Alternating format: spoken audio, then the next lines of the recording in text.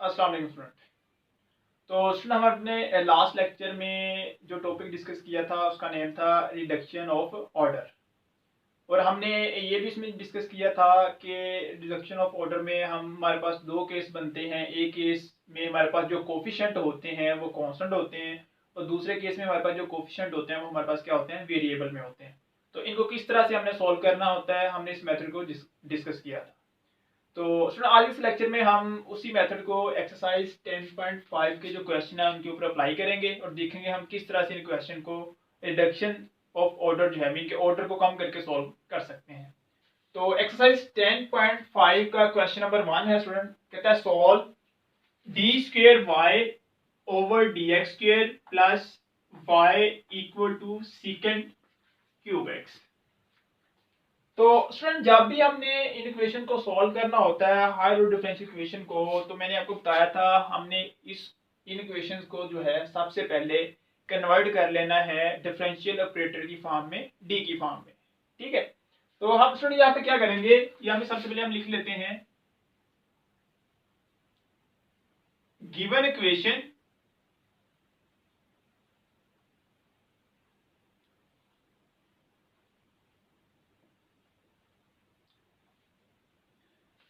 D square y over D x square plus y equal to सीकेंड cube x. हम इसको student क्या देते हैं 1। अब इसको हम कन्वर्ट कर लेंगे डिफरेंशियल ऑपरेटर की फॉर्म में, तो ये हमारे पास क्या बन जाएगा, ये बन जाएगा d square plus 1 into y equal to सीकेंड cube x. अब फ्रेंड जब हम इस इक्वेशन का जनरल सॉल्यूशन फाइंड करेंगे तो हमें पता है इसका जो जनरल सॉल्यूशन है वो इक्वल टू होता है y c plus y p. हमने वाई सी और वाई पी फाइंड करना है। अब हम इस इक्वेशन को देखें तो हमारे पास यहाँ पे जो कोफिशिएंट है वो कौन से आ रहे हैं, कांस्टेंट आ रहे हैं। तो हमने लास्ट लेक्चर में सीखा था अगर हमारे पास जो कोफिशिएंट है वो कांस्टेंट हो तो फिर हम वहां से वाई सी जो है वो इजीली फाइंड कर सकते हैं। ठीक है, तो वाई सी वहां से हम फाइंड कर सकते हैं। तो हम क्या करेंगे, यहाँ से वाई सी जो है वो फाइंड करेंगे।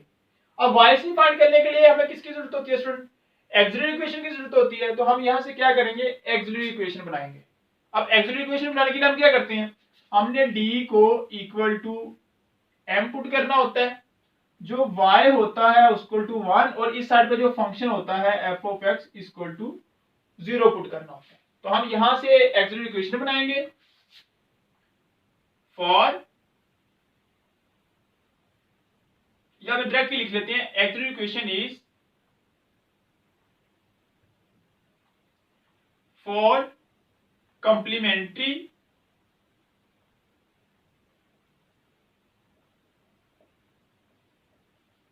सॉल्यूशन। कॉम्प्लीमेंट्री सॉल्यूशन के लिए हमने जो लेफ्ट साइड पे वैल्यू होती है उसको इक्वल टू 0 पुट करना होता है। तो ये हमारे पास आ जाएगा d square plus 1 into y equal to 0। अब यहां से हम इसकी एक्सिलरी इक्वेशन लिखेंगे। तो एक्सिलरी इक्वेशन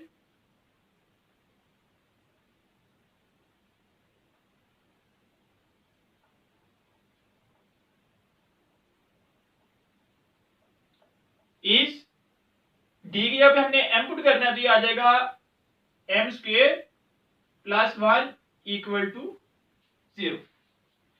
तो ये हमारे पास इसकी एक्सिलरी इक्वेशन आ जाएगी। अब यहां से हम क्या करेंगे, एम की वैल्यू फाइंड करेंगे। ये सुना हमारे पास एम जो है वो वैसे का वैसे ही, ये 1 इधर क्या हो जाएगा माइनस का। अब बोथ साइड पे स्क्वायर रूट अप्लाई करेंगे तो एम जो है वो हमारे पास आ जाएगा प्लस माइनस ए होता। अब सुनिए यहां से हम क्या कर सकते हैं, हम वाई सी लिख सकते हैं। तो वाई सी हमारे पास क्या आ जाएगा, वाई सी जो है वो हमारे पास आ जाएगा C1 cos x plus C2 sin x। ये हमारे पास स्टूडेंट आ गया है वाई सी। अब हमने स्टूडेंट वाई पी जो है फाइंड करना है।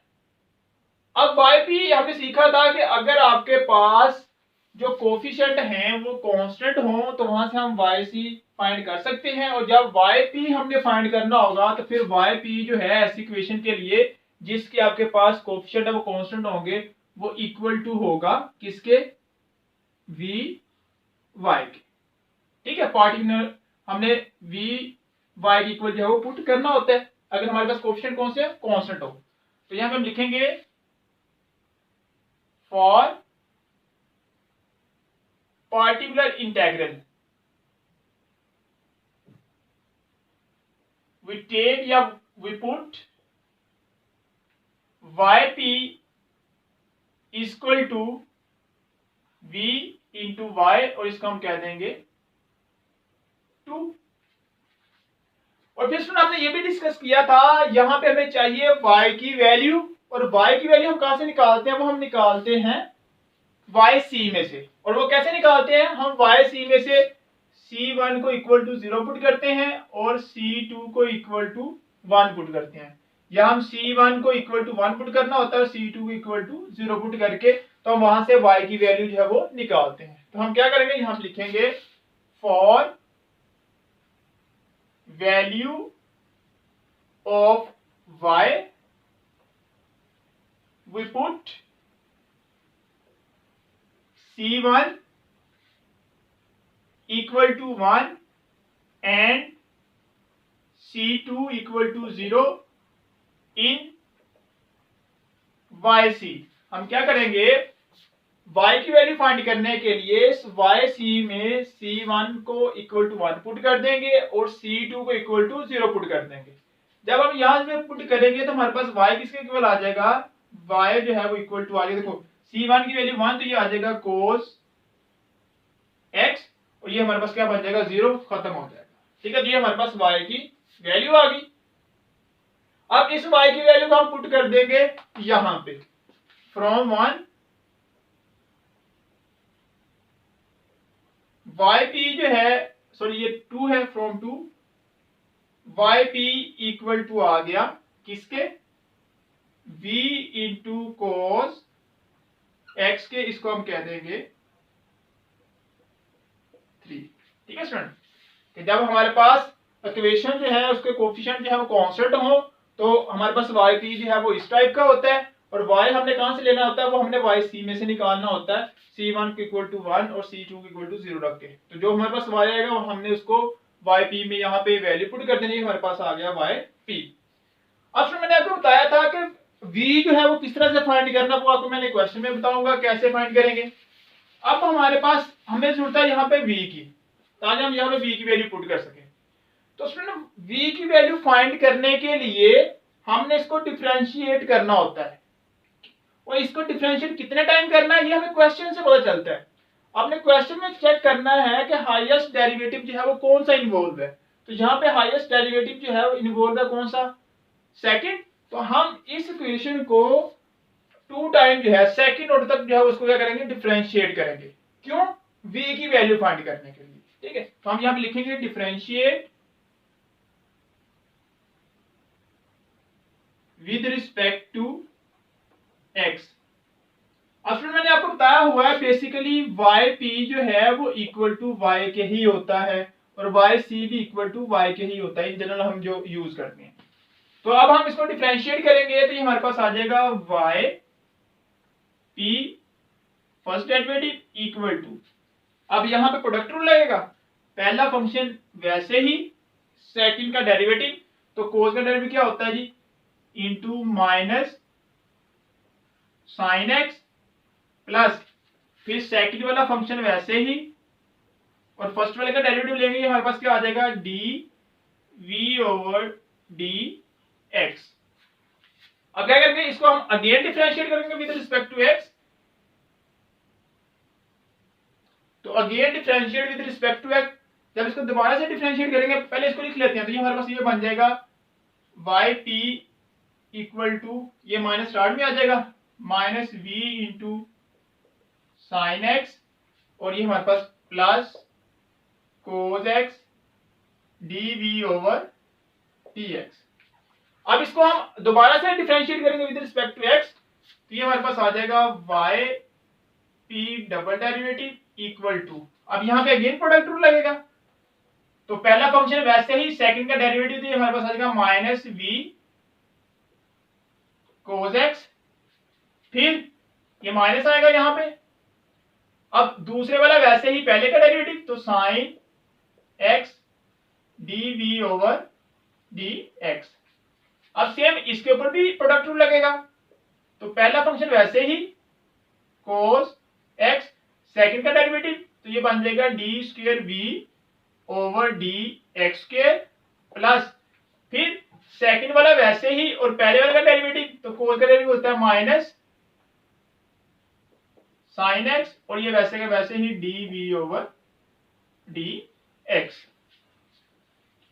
अब अगेन ये हमारे पास Y P double dash equal to minus V cos X, अब ये minus sine x D we over D X, और ये मिलके हमारे पास बन जाएगा minus two sine x D we over D X, और ये हमारे पास plus cos x D square we over D x square वैसे का वैसे ही। अब इसको हम कह देंगे 3, इसको हम कह देते हैं 4। तो जब आप सेकंड डेरिवेटिव फाइंड कर लो, जितना हमें इक्वेशन में गिवन हो, तो आपने क्या करना है, इन वैल्यू को सेकंड डेरिवेटिव, यहाँ पे देखो y आ रहा है, y की वैल्यू हमारे पास ये y की वैल्यू यूज करेंगे, और सेकंड डेरिवेटिव की वैल्यू हम यहाँ पे पुट कर देंगे, तो यहाँ पे लिखेंगे पुट इक्वेशन 3 एंड 4 इन 1, तो 1 में जब पुट करेंगे तो यहाँ पे डी स्क्वायर वाई और डी एक्स स्क्वायर आ रहा है, तो इसकी वैल्यू ये हमारे पास ये आ जाएगा minus v into cos x minus 2 sine x D we over D x plus cos x d square v over D x square, और उसके बाद यहां पे देखो आ रहा है y, और y की वैल्यू हमारे पास ये वाली है v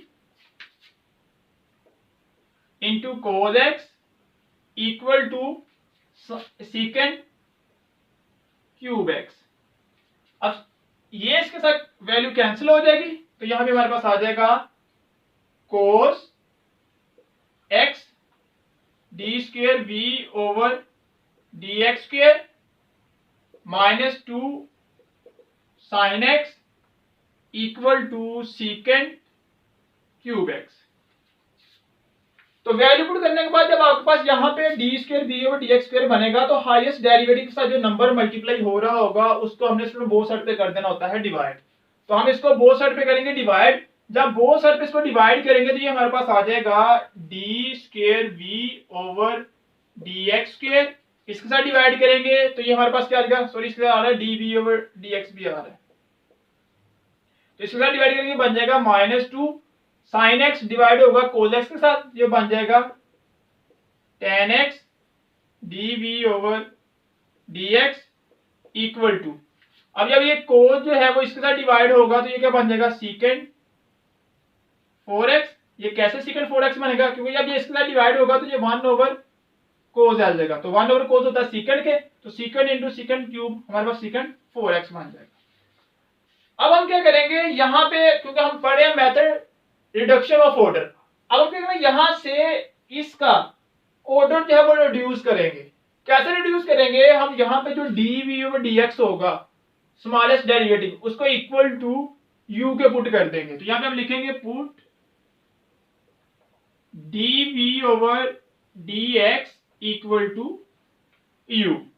अब हमें इसकी वैल्यू भी चाहिए, तो हम इसको डिफरेंशिएट करेंगे, तो ये हमारे पास क्या आ जाएगा, यहां से इसका सेकंड डेरिवेटिव लेंगे तो ये हमारे पास आ जाएगा d square v over D x square equal to d u over D x. अब ये हमें वैल्यू पुट करेंगे तो ये हमारे पास इसकी वैल्यू आ गई D u over D x minus 2 ten x into इसको हमने यू कह दिया तो आ जाएगा u इक्वल टू सीकेंड 4x, इसको हम कह देते हैं 5। तो देखो स्टूडेंट, ये जो हमारे पास इक्वेशन है कौन सी बन की है, लीनियर इक्वेशन इन यू नहीं बन गई। हमने ये पढ़ा हुआ है कि हमारे पास अगर इक्वेशन इस टाइप की आ जाए d y over D x plus p into y plus q, ठीक है, क्यू ऑफ एक्स या क्यू सिंपल, तो ये हमारे पास क्या होती है, एक लीनियर डिफरेंशियल इक्वेशन होती है इन वाई। और यहाँ पे हमने क्या करना होता है, हम यहाँ पे इंटीग्रेशन फैक्टर जो है वो फाइंड करते हैं ई की पावर पी डी एक्स का, ठीक है। हम ये पढ़िए हमारे पास क्या होती है, ये इक्वेशन जो है देखो इस फॉर्म की बन गई है, ये हमारे पास इक्वेशन इन वाई में होती है, ये हमारे पास किस में आ गया, इन यू में आ गया, लीनियर इक्वेशन इन यू। तो यहां से हम क्या करेंगे, इंटीग्रेशन फैक्टर फाइंड करेंगे इसको सॉल्व करने के लिए। हमने ये सीखा हुआ है 9th चैप्टर में कि इस तरह की इक्वेशन को सॉल्व करने के लिए हम क्या करते हैं, इंटीग्रेशन फैक्टर फाइंड करते हैं। तो इंटीग्रेशन फैक्टर फाइंड करने के लिए ये वहां पे ये हमारे पास होता है फॉर्मूला एक्स ई की power integral p dx, y के साथ जो नंबर मल्टीप्लाई होता है हम उसकी इंटीग्रेशन करते हैं। तो ये इक्वेशन जब कौन सी बन गई है, लीनियर इन यू। तो यहां जब हम इंटीग्रेशन फैक्टर फाइंड करेंगे तो यहां पे हम लिखेंगे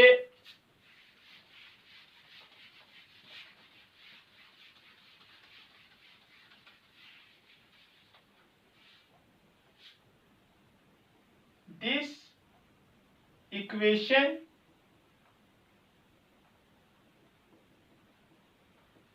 is linear in u। तो ये जो इक्वेशन है हमारे पास लीनियर इक्वेशन बन गई इन u में। तो यहां से फिर हमारे पास जो इंटीग्रेशन फैक्टर है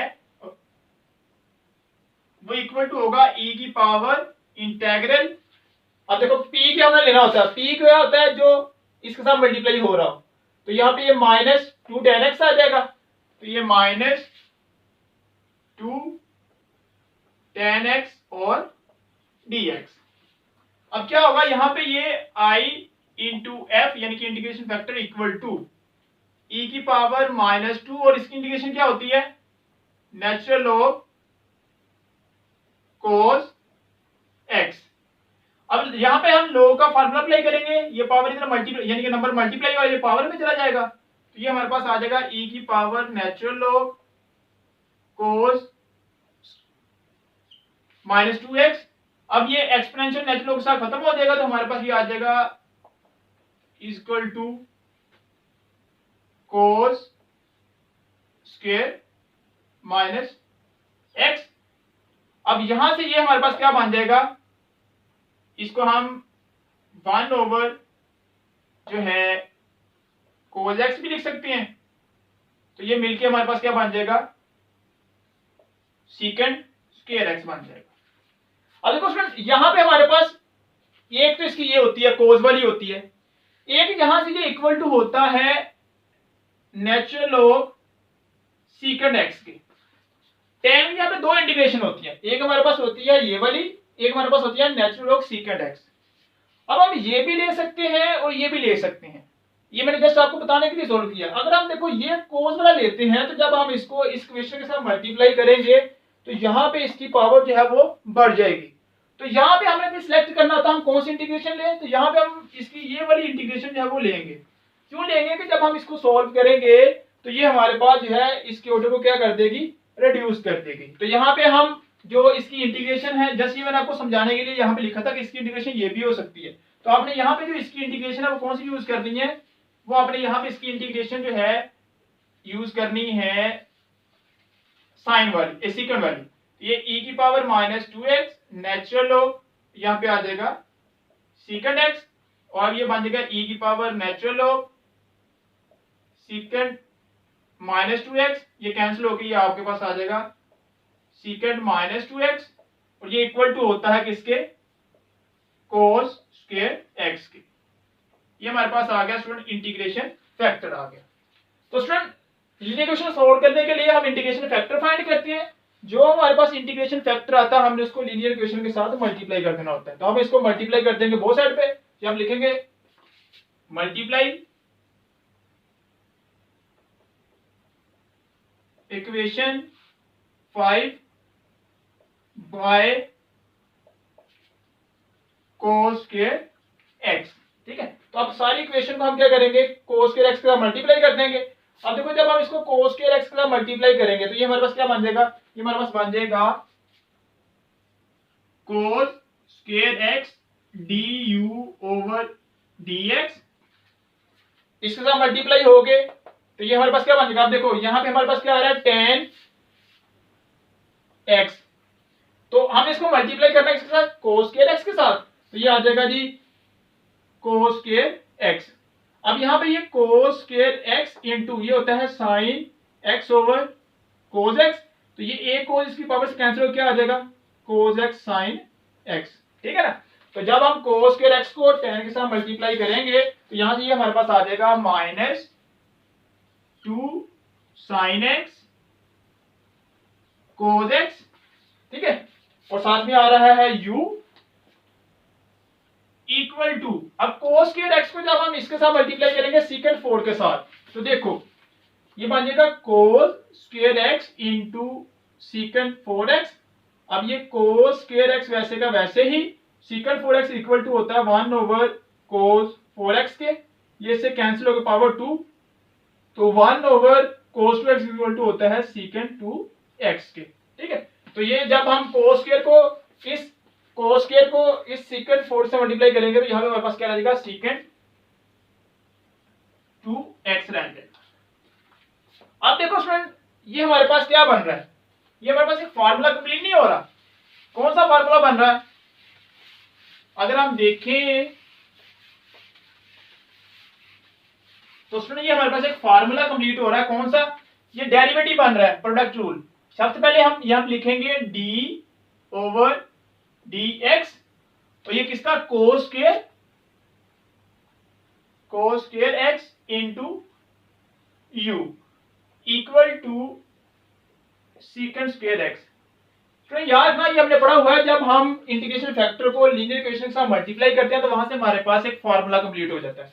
अब इसको हम शॉर्टकट में कैसे लिखते हैं, आपने सबसे पहले लिखना होता है जो भी डेरिवेटिव के साथ नंबर मल्टीप्लाई हो रहा है, फंक्शन मल्टीप्लाई हो रहा है, आपने वो लिखना है, और डेरिवेटिव के ऊपर जो आपके पास फंक्शन आ रहा है आपने वो लिखना है। तो ये कोस स्क्वायर हमने लिख दिया, तो ये जिसका डेरिवेटिव ले रहे हैं u का ले रहे हैं वो हमने u लिख दिया equal to secant square x. अब हम इसको इंटीग्रेट कर देंगे बोथ साइड पे, तो d ओवर dx cos square x into u equal to integral secant square x dx। तो अब ये हमें पता है एक दूसरे के एंटी प्रोसेसर में कैंसिल हो जाएगा, तो यहाँ पे आ जाएगा cos square x u equal to, अभी सीकेंट स्क्वायर होता है 10x, इसकी इंटीग्रेशन होती है।